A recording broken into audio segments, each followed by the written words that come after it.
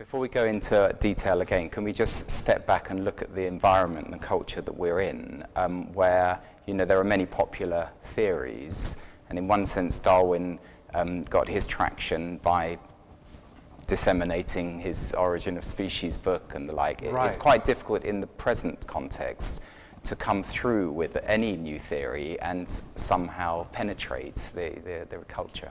Well, one of the things that makes intelligent design get immediate traction is that it is, in a sense, the alternative, the natural alternative to the main thrust of the Darwinian argument. Charles Darwin, it's a brilliant book, beautifully argued, and one of the things that he was trying to show was that the appearance of design that all biologists recognized at the time and that biologists today recognize was the product of an undirected, unguided mechanism, which he called natural selection. And he analogized natural selection to the powers that human breeders were known to have in changing the attributes of a population. I always like to use the example of sheep in the far north of Scotland. And breeders or ranchers of sheep, sheep herders would, if they wanted to breed a woollier breed of sheep, they would select the woolliest males and the woolliest females out of the population and allow only them to breed. The next generation would be a tiny bit woollier, and then they'd make the same selection process again, pulling the very woolliest out, allowing only them to breed, repeating through several cycles, and eventually they'd get a woollier breed of sheep. Darwin came along. He didn't use the sheep as an example, that's my example, but with other organisms, and he said, well, couldn't we have a series of natural changes in environment that would produce the same outcome? So for example, using my example, couldn't we have a series of very cold winters that would kill off all but the woolliest males and females so that only they would breed, and so that in the end the outcome would be the same, a woollier breed of sheep. And that was kind of his brilliant insight, that nature could do what the human breeder could do. Therefore, nature could select what we heretofore thought only intelligence could do. And so his mechanism of natural selection was thought to be, was presented as a kind of designer substitute that could explain the principal evidence of design that had captured the imagination of 19th century biologists, which was the adaptation of organisms to their environment. A woolly sheep in a cold climate, well adapted. Well, Darwin says, I can explain that too by looking at what nature does. So he replaced artificial selection with natural selection and got rid of design. And you've written a book, Darwin's Doubt, so that's a very interesting title, considering that it seems as though he sorted the whole argument out, and you've written this book on his doubts. Well, many modern, I call them Darwin's public defenders, people like Richard Dawkins, or in our country, Eugenie Scott, are prone to rhetorical excess. And Professor Dawkins has been quoted as saying that if you doubt the theory of evolution, you're either stupid, wicked, or insane.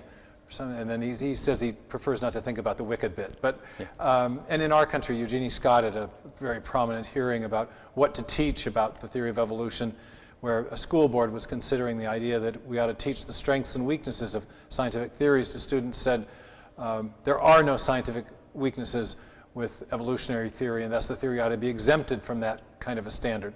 Well, in contrast to that kind of rhetorical dogmatism, Darwin himself was actually very modest rhetorically. And he was aware that the argument that he was presenting, though it had many strengths, it also had some difficulties. And one of them was the problem of the sudden appearance of the major groups of animal forms, the very first animals in the history of life, in a period that we now call the Cambrian, and the explosive origin of animal life is now called the Cambrian explosion. And Darwin was very aware of this event in the history of life, and the sudden appearance of these fossil remains of these animals in the Cambrian strata. And he said that this was a very legitimate objection to the views here entertained. And he described the problem, and he said as to why these animals appear suddenly in the fossil record, he said he could give no adequate explanation. And so that was his doubt. And what I do in the book is I tell the story of that doubt and how it has developed and grown into actually a full-blown crisis in evolutionary biology, to the point that we have leading evolutionary theorists now calling for a new theory of evolution, because they recognize that Darwin's mechanism of natural selection acting on random mutation or variations, and we would now refer to random mutations, does not have the creative power that Darwin attributed to it, and that evolutionary biologists since Darwin have typically believed that it has. And this term neo-Darwinism, Right. Can you sort of expand on that? Sure. It's the neo-Darwinism is the modern version of Darwin's theory, and it incorporates insights from genetics that Darwin was unaware of in the 1850s and 60s. And in particular, it incorporates the idea that mutations are a form of random variation that are driving the evolutionary process, that are producing new form and structure in the history of life. So the Darwinian mechanism was natural selection acting on random genetic variations. Now biologists would talk about natural selection acting on random variations, but also a particular form of variation called mutation, which we understand in terms of changes to the sequences of the genetic, the chemicals that form the genetic text. And proponents of ID, before we go into Sure. what they see about the origin of human life, on that specific instance of the Cambrian explosion, how do you read that? Well, maybe we could back up just a bit Sure. to define ID, Sure. because Darwin's theory is actually very helpful in, you asked a minute ago about the traction that ID Yes. is getting, and, Yeah.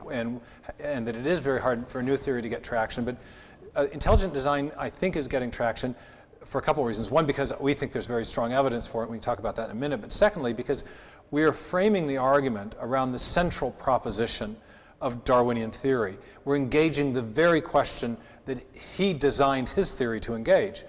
All biologists recognize that living organisms give the appearance of design. Richard Dawkins, with whom I disagree, but whom I appreciate for the clarity he brings to the debate, has said that biology is the study of complicated things that give the appearance of having been designed for a purpose. And there he's speaking as a good Darwinian. He's a good neo-Darwinian, but he is expressing the Darwinian view that started with Darwin himself, that the appearance of design is effectively an illusion because there is an undirected, unguided process that can produce that appearance without any guidance or direction behind it. And that process is natural selection acting on random variations That's the and mutations. central argument, isn't it? That's the central Yeah. argument. It's the central proposition of Darwinism. I think it's its central legacy, is its refutation of design and biology, because natural selection, again, can do what the human breeder can do, or any intelligence can do, and therefore we don't need an intelligent designer or even or creator to explain the appearance of design in life. An intelligent design is taking on that proposition. It's saying that the appearance of design is not an illusion, it's in many cases real, and it's the product of an actual designing intelligence. And so the design that we see is the result of real design, not apparent design.